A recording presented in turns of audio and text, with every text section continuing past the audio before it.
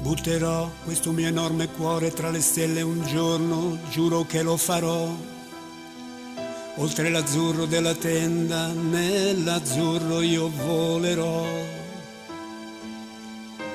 Quando la donna cannone d'oro e d'argento diventerà, senza passare per la stazione, l'ultimo treno prenderà.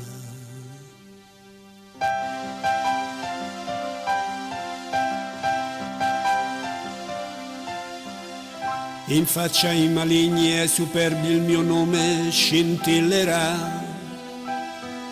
Dalle porte della notte il giorno si bloccherà.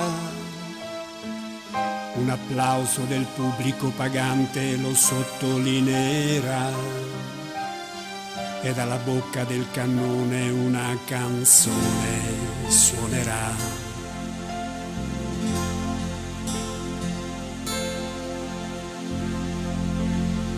E con le mani amore, per le mani ti prenderò, e senza dire parole nel mio cuore ti porterò, e non avrò paura se non sarò bella come dici tu, ma voleremo in cielo in carne ed ossa, non torneremo più.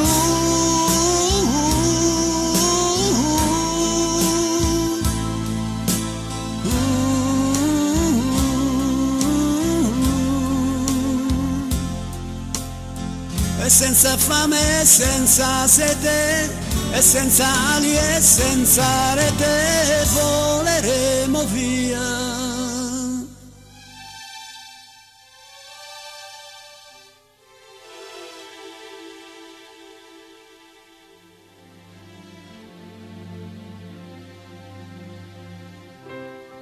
Così la donna cannone, quell'enorme mistero volò, tutta sola verso un cielo nero, nero si incamminò. Tutti chiusero gli occhi nell'attimo esatto in cui sparì.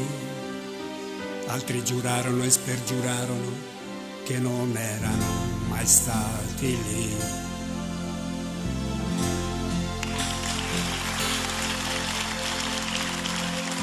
E con le mani amore, per le mani ti prenderò, e senza dire parole nel mio cuore ti porterò, e non avrò paura se non sarò bella come dici tu, ma voleremo in cielo in carne ed ossa, non torneremo più.